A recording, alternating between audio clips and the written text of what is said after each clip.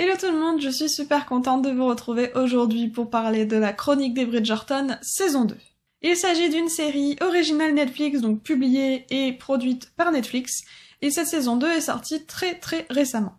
J'avais d'ailleurs déjà fait une vidéo sur mon avis sur la saison 1, ainsi que 10 différences entre la saison 1 et le tome 1, puisqu'il s'agit d'une série adaptée de livres, et du coup, si vous n'avez pas vu ces vidéos, je vous les mets en barre d'infos et je vous invite à aller les voir. La Chronique des Bridgerton raconte l'histoire de la famille Bridgerton, donc composée de 8 enfants, donc il s'agit d'une famille très renommée et très reconnue dans la société.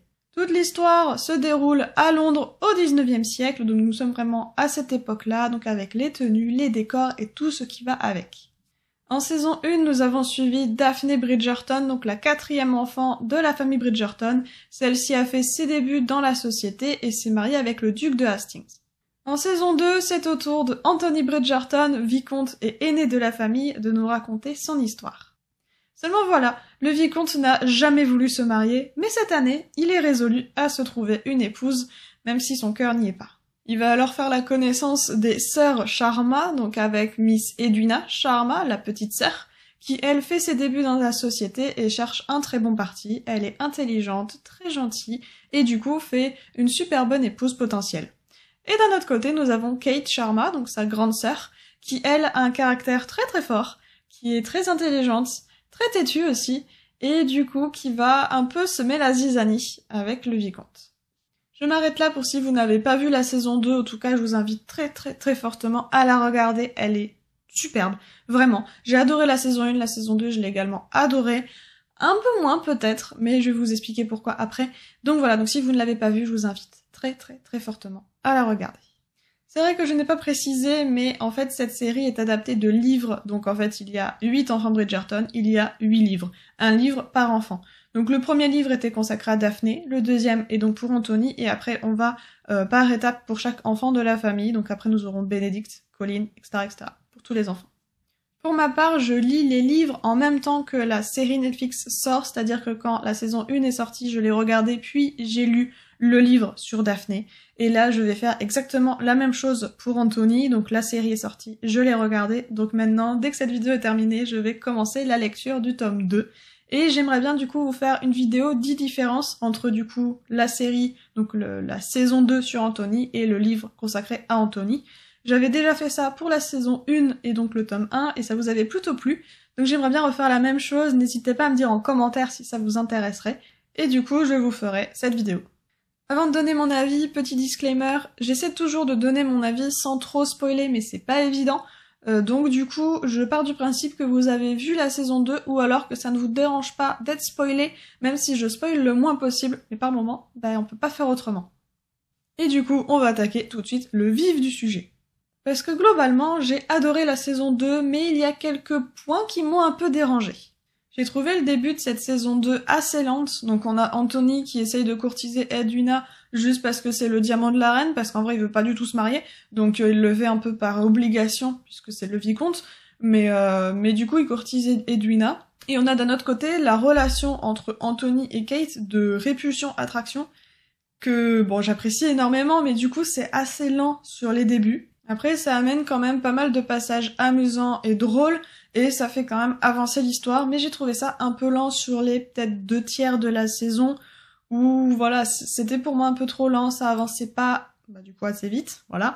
Mais j'avais pas ressenti ça en saison 1, je trouvais justement que ça allait très vite, et j'aurais bien aimé que ça aille un peu moins vite, il y avait beaucoup d'éléments, beaucoup d'actions, beaucoup de choses. En saison 2, j'avais l'impression que c'était tout le temps la même chose, mais fait de manière différente. Donc on avait toujours à côté donc Anthony qui courtise Edwina, on avait de l'autre côté Kate et Anthony qui se croisent toujours et qui ont toujours ces attractions-répulsions, et voilà, et c'est tout le temps la même chose, jusqu'à peut-être les 2 tiers de la saison. Mais j'ai quand même adoré les passages de Kate et Anthony, voilà, même si c'était très lent et tout le temps la même chose, j'ai quand même adoré ces passages-là, puisque j'adore justement le jeu qu'il y a entre Anthony et Kate. Les histoires annexes sont plutôt intéressantes, en tout cas c'est ce que j'ai ressenti. Concernant Benedict et Colin, on les voit beaucoup moins qu'en saison 1, donc leurs histoires sont vraiment peu garnies en fait et n'avancent pas vraiment. Après, bon, Colin il revient de son voyage, donc ok, je m'attendais déjà à ne pas le voir du tout de la saison, puisqu'il était parti en voyage, donc je me suis dit qu'il reviendrait peut-être pas, ou peut-être que juste à la fin. Finalement non, il a quand même une histoire, donc c'est cool. Benedict, il avance tranquillement dans son art, voilà, il se passe pas grand-chose non plus, mais après c'est aussi normal, puisqu'en saison 1, on a eu énormément d'informations sur eux, donc je m'attendais pas non plus à ce qu'ils aient une place énorme en saison 2. Voilà, faut aussi laisser la place aux autres personnages, il y avait aussi d'autres histoires à raconter. Du coup voilà, ça c'est pour Benedict et Colin. Parce que pour le coup, une histoire qui avance énormément, c'est celle d'Héloïse, donc elle fait son début donc dans la société, alors qu'elle veut pas du tout, hein, mais elle fait ses débuts, après elle va à droite à gauche, elle rencontre du coup ce fameux garçon, et vraiment elle a une histoire qui continue, son histoire aussi avec Pénélope, son histoire avec la reine, et du coup c'est plus cette histoire-là qu'on peaufine et qu'on continue d'avancer. Ça m'a posé un peu problème, puisque pour le coup, Héloïse en saison 1, je l'appréciais. Après, j'attendais de voir comment elle allait évoluer, puisqu'on la voyait pas non plus énormément. Après, en saison 2, l'inconvénient, c'est qu'au début, quand elle a fait ses entrées donc dans la société, elle m'a gonflé. En fait, voilà, elle m'a tout simplement gonflé. Je sais qu'elle a un caractère très fort, je comprends tout à fait ça, et je commence à cerner un peu le personnage, mais la manière peut-être d'amener les choses m'ont pas plu, en fait, tout simplement. Mais fin de saison 2, elle se rattrape énormément, et voilà, c'est un personnage que j'apprécie beaucoup, j'attends vraiment de voir comment elle va évoluer, et je le verrai aussi dans les livres pour le coup, mais voilà. Pour moi, c'est encore le point d'interrogation. Je l'apprécie beaucoup, mais j'attends de voir ce qu'elle va devenir, et j'aime bien d'ailleurs la relation qu'elle a avec le garçon, j'aimerais bien savoir si ça va évoluer ou pas, parce qu'il me semble que ça n'existe pas dans les livres. À vérifier. Mais il me semble que ça n'existe pas, donc du coup, j'aimerais bien voir ce qu'ils veulent en faire, en fait, dans la suite de la série. On va continuer avec les autres personnages. On a par exemple celui de Daphné, que j'ai trouvé juste merveilleux. On la voit presque pas. Bon, aussi c'est normal, puisque maintenant elle a sa vie avec Simon, donc le duc de Hastings, donc celui qu'elle a épousé en saison 1. Donc déjà, je m'attendais pas forcément à ce qu'on la voit, donc déjà, on la voit, c'est bien. Moi, je trouve ça plutôt cool. Des fois même, il y a son bébé qui est là, donc c'est juste merveilleux, c'est génial. Moi, ça me va parfaitement. Et en plus, on la voit pas souvent. Donc c'est cool, c'est pas un personnage récurrent, elle est là de temps en temps. Et ce que j'ai adoré, c'est qu'elle est pas là juste pour rappeler que son personnage existe, parce que ça, bah, on s'en fiche un peu, j'ai envie de dire, mais elle est là pour aider Anthony. Donc en fait, maintenant, c'est elle qui a un petit peu le rôle de la grande sœur, et qui des fois va essayer de donner des conseils à Anthony, ou essayer de le faire réfléchir. Et ce que j'ai adoré, c'est qu'à chaque fois qu'on la voit, on la voit pour quelque chose. On la voit pour vraiment qu'elle fasse évoluer Anthony, et qu'elle lui fasse faire un déclic à chaque fois qu'il en a besoin, en fait. Et pour moi, le personnage de Violette Bridgerton, donc la mère donc des enfants Bridgerton, pour moi, elle a exactement le même rôle que Daphné. Donc en fait, elle est là très souvent, puisque c'est quand même la mère Bridgerton, donc elle est là dans la société, elle se montre, on la voit au bal et tout. Donc c'est normal qu'elle soit présente, elle parle pas forcément beaucoup, mais à chaque fois qu'elle parle, notamment avec Anthony, c'est toujours pour le faire évoluer, ou toujours pour lui rappeler une vérité, ou pour justement lui apprendre une vérité, qui fait que donc Anthony peut évoluer, et peut faire ses propres choix, et voilà, tout simplement. Donc pour moi, ce sont deux personnages, donc Daphné et Violette, ce sont deux personnages qui sont juste parfaits. Voilà, on ne les voit que quand il y en a besoin, c'est parfait. Bon, maintenant qu'on a lancé du côté des Bridgerton, on va terminer avec les trois personnages qui restent, donc les trois derniers enfants, donc à savoir Francesca, Gregory et Hyacinthe. Concernant Francesca, on ne la voit presque pas, donc on la voit surtout au début dans quelques scènes, et après on ne la voit plus, voire plus du tout. C'est tout simplement parce que l'actrice a plutôt un emploi du temps très chargé, ce qui fait qu'elle ne pouvait pas être présente en fait pour la saison 2. Je sais pas si ça avait déjà été le cas pour la saison 1, il me semble que oui, mais bon. Ça pour le coup je me prononce pas, saison 2 oui, c'est totalement la raison qui a été donnée du coup pour nous, le public, que du coup l'actrice n'est pas disponible, mais elle le sera, on l'espère, dans les prochaines saisons. Pour le coup, ça m'a pas trop dérangé, puisque c'est un personnage qui, pour l'instant, est très jeune, tout comme Grégory et Hyacinthe. Donc, qu'on ne les voit pas trop, ça me dérange pas en soi. On les verra plus tard. Pour l'instant, si on peut avoir du temps pour Bénédicte, Colin et Louise, et tous les autres personnages qui sont du coup en rapport avec eux, moi, ça me va. Concernant Grégory et Hyacinthe, donc les deux petits, les deux derniers de la fratrie, on les voit presque pas. Mais on les voit quand même un peu, c'est toujours plaisant, et j'ai adoré la scène. Vraiment, c'est une des scènes que j'ai préférées, celle où y a la famille Bridgerton qui organise une fête. Il me semble que c'est eux qui l'organisent chez eux, seulement en fait personne ne vient, absolument personne. Et du coup ils se retrouvent avec la famille des Bridgerton et la famille Sharma, donc chez eux, et ils savent pas trop quoi faire. Et Anthony appelle Hyacinthe et lui dit « Viens, on danse ». Et en fait, ils ont tous dansé, tous ensemble. Voilà, et cette scène était juste magique, j'ai trouvé ça magnifique de les voir s'amuser ensemble, et on n'avait vraiment pas l'impression que c'était une famille du 19e, très renommée, qui devait faire très attention à ses manières et tout. Non, là, c'était vraiment une famille, même deux familles, qui dansent ensemble et qui s'amusent. Et voilà, je trouvais que c'était une scène qui était magique. On va maintenant parler de la famille Sharma. Et on va commencer même en douceur avec Kate, le personnage qui est juste excellent. Genre, j'adore Kate. Voilà, tout simplement. Elle a un super fort caractère. Elle est jolie, elle est intelligente, voilà. Et en fait, elle aime bien la haute société, mais en même temps, elle a ses manières à elle. Et voilà, ça me plaît, j'aime bien. D'ailleurs, petit aparté, je sais pas si vous avez reconnu l'actrice de Kate, en tout cas moi j'ai été choquée d'apprendre que l'actrice de Kate, donc il s'agit de Simon Ashley, qui interprète aussi un personnage dans Sex Education. Je ne l'avais pas du tout reconnu, sachant qu'en plus j'ai fini la dernière saison de Sex Education la semaine dernière, donc juste avant les Bridgerton, et j'ai pas du tout reconnu l'actrice. C'est quand Netflix a posé une publication avec du coup la photo entre Sex Education et les Bridgerton de la même actrice que je me suis rendu compte que c'était la même, sinon je ne l'aurais jamais reconnue. Voilà. Du coup, je suis super contente pour cette actrice parce qu'elle est excellente, vraiment, et elle sait jouer vraiment des rôles très différents. Donc voilà, donc j'ai hâte de voir ce qu'elle peut donner également dans d'autres films. Je pense que c'est une actrice que je vais suivre parce que je suis très très intriguée de voir ce qu'elle peut jouer d'autre en fait. Concernant donc la petite sœur de Kate, donc Edwina Sharma, je suis un peu sur ma retenue, dans le sens où pour moi c'est un personnage qui est capable de répondre à ses prétendants comme eux l'espèrent. Donc quand elle commence à discuter avec Anthony, Anthony lui pose des questions assez cash dès le début, combien d'enfants, qu'est-ce que vous voulez, tout ça. Donc, très bien, elle répond directement les bonnes réponses, en fait, les réponses qu'attend Anthony, sans forcément dire ce que elle veut. Et pour le coup, ça m'a un peu dérangée, parce que je me suis très vite rendu compte qu'elle n'a aucun caractère. Absolument rien du tout. Pour le coup, elle est très mignonne, elle est élégante, elle a de bonnes manières et tout, mais pour moi, elle n'a aucune personnalité, elle se masque en fait derrière un voile pour répondre à ses prétendants, et j'ai trouvé ça assez dommage. Après, ça rentre aussi dans le personnage, je suis bien d'accord, puisque son but, c'est d'avoir un prétendant, donc forcément, elle va pas répondre ce que elle veut et casser le prétendant, ça je peux le concevoir. Cependant, elle n'a pas donné son avis en fait, elle ne donne absolument jamais son avis, elle répond comme il faudrait répondre.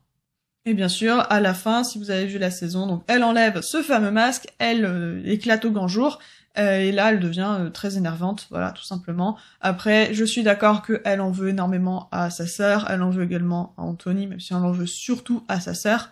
Voilà, ça c'est normal, mais à partir de là, moi je l'appréciais absolument plus du tout, elle était détestable. Concernant leur mère, j'ai pas grand chose à dire. Elle est présente sans vraiment l'être, donc elle est là, mais elle parle pas beaucoup. Le peu où elle parle, c'est pour donner des conseils à ses filles, pour les soutenir, ou au contraire pour les engueuler, bon, ça, plutôt vers la fin du coup. Mais sinon, c'est tout en fait. Elle est pas vraiment présente, donc j'ai pas grand chose à dire sur elle. Concernant le personnage de la reine, c'est un peu pareil, j'ai pas grand chose à dire. Elle est autant présente qu'en saison 1, elle a toujours autant d'influence, elle essaye toujours de trouver un diamant pour la saison, elle essaye toujours de former le meilleur couple pour la saison. Ok, elle a toujours, comme j'ai dit, autant d'influence. Après, elle cherche toujours aussi Lady Whistledown, elle la trouve absolument jamais. Pourtant, elle met tout en œuvre, mais elle ne la trouve pas, elle tombe toujours dans même pas des pièges au final, parce que c'est même pas fait exprès, mais à chaque fois, elle se trompe. Et à chaque fois, en plus, c'est Héloïse qui prend tout sur elle, alors que elle a rien fait. Mais voilà. Donc en fait, sur la reine, j'ai pas grand chose à dire, à part que c'est plutôt drôle en fait à regarder ce personnage-là. Et voilà. Et enfin, les derniers personnages dont je n'ai pas encore parlé, c'est la famille des Featherington. Comme ça, au moins, j'aurais fait tous les personnages qui sont, on va dire, principaux ou secondaires, mais presque principaux et intéressants. Voilà, ça aurait été un peu long, mais moi, je les aurais tous fait. Donc concernant les Featherington, c'est pas une famille que j'aime bien. En saison 1, j'appréciais beaucoup cette famille parce qu'il y avait Marina dedans, donc même si cette famille est horrible, au moins il y avait Marina, donc il y avait un peu plus d'action, un peu plus d'interaction, et c'était intéressant. Là maintenant que Marina n'est plus là, je trouve ça intéressant de suivre Pénélope, puisque Pénélope pour le coup c'est un des personnages que j'adore, vraiment si ce n'est mon personnage préféré, même si je la connais pas trop. Mais pour le coup voilà, c'est un personnage qui est génial. Après, tout le reste de la famille, pour moi, ne m'intéresse pas, en fait. J'ai d'ailleurs trouvé tous les passages avec les Featherington plutôt longs et lents, Donc il se passe des choses, mais moi en fait, comme ça ne m'intéresse pas, je trouve ça long, et comme j'aime pas les histoires annexes de base, bah du coup j'ai trouvé ça encore plus long. D'ailleurs, ça me rappelle un passage que j'ai détesté. C'est le passage où Héloïse... Alors, bon là pour le coup c'est un spoil, hein, mais bon, je considère que vous avez vu la saison 2. C'est le moment où Héloïse découvre que Pénélope, sa meilleure amie, est Lady Whistledown.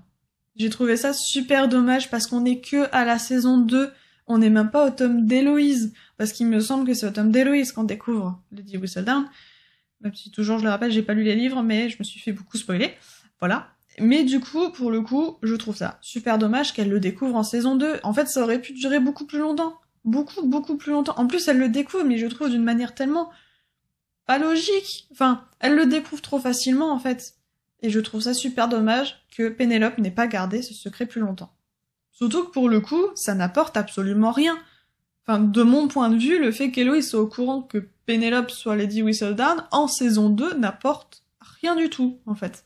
Et voilà, je trouve ça super dommage. Par contre, je trouve ça très intéressant que Pénélope ait besoin, on va dire, d'amis, ait besoin de collaborateurs, et du coup, c'est Madame Delacroix, donc la modiste, qui devient collaboratrice avec Pénélope pour publier les chroniques de Whistledown. Ça, par contre, pour le coup, je trouve ça super intéressant, et de voir aussi comment elle fait, qu'elle aille acheter une pièce pour une lettre pour l'imprimeur, enfin qu'elle voyage du coup la nuit pour faire ça, qu'elle se camoufle. Je trouve ça super intéressant en fait de la suivre et de voir comment elle fait. Mais pour le coup, que Héloïse soit au courant, bah voilà, je vois pas à quoi ça sert. Mais à voir en saison 3, je laisse le bénéfice du doute de pourquoi est-ce que ça sert à quelque chose.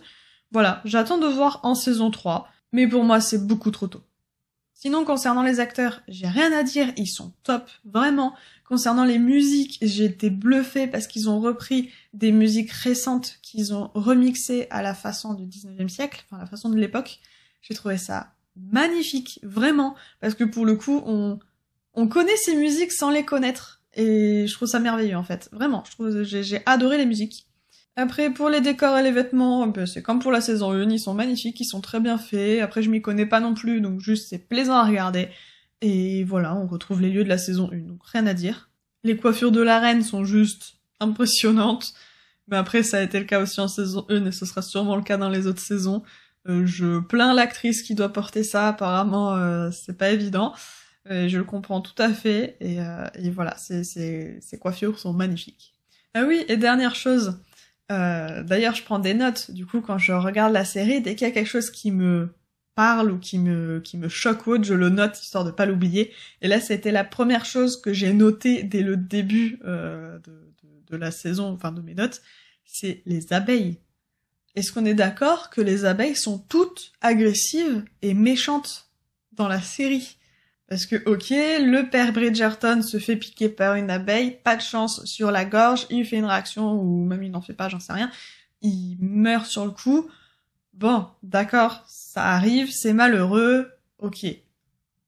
Mais que l'abeille se pose sur Kate, presque au niveau du cou, et que l'abeille la pique, là j'ai trouvé ça juste marrant en fait. Au début, je savais pas si j'allais en rire, ou pas, parce que c'est quand même une scène super sérieuse. On voit qu'Anthony, il panique, il est pas bien, ce qui se comprend tout à fait. Cette scène est très bien, je trouve qu'elle est magnifique, elle est très sérieuse, elle est très bien. Par contre, moi j'avais envie de rire, parce que je me suis dit, mais non, mais l'abeille, elle va pas piquer. Mais non, ça va juste faire peur à Anthony, l'abeille va s'envoler, il s'est rien passé. Non, l'abeille pique. Parce que j'ai l'impression que toutes les abeilles piquent dans la chronique des Bridgerton. Voilà, on a vu 2 abeilles, les 2 ont piqué, voilà. On va s'arrêter là pour cette vidéo, elle est un peu longue, je sais, mais j'avais beaucoup de choses à dire. Et cette série, je le rappelle encore une fois, je l'adore. Si vous n'avez pas encore vu la saison 2, et même si vous n'avez pas encore vu la série, je vous invite vraiment à la regarder, parce que pour moi, c'est une des séries qui vaut vraiment le coup. Voilà, et j'avais énormément de choses à en dire. Et j'ai hâte la saison 3, j'ai hâte aussi la saison 4 et toutes les autres, parce que je me doute qu'elles vont avoir lieu. Déjà la saison 3 et 4 ont été annoncées. La suite aussi, j'en suis sûre. Et j'ai vraiment hâte de voir ce qu'ils vont faire. Là, je vais aller commencer à lire le tome 2. Voilà. Et du coup, j'espère que cette vidéo vous a plu. Si c'est le cas, n'hésitez pas à me le dire en commentaire, à mettre un petit pouce en l'air, à vous abonner à la chaîne si c'est pas fait. Et n'hésitez pas non plus à me dire en commentaire quelle série, quel livre ou quel film vous avez vu récemment et que vous avez apprécié. Je suis toujours à la recherche de quelque chose à lire ou à regarder, donc n'hésitez pas à me partager ça en commentaire. Et puis voilà, sur ce, je vous dis à bientôt pour une prochaine vidéo. Ciao!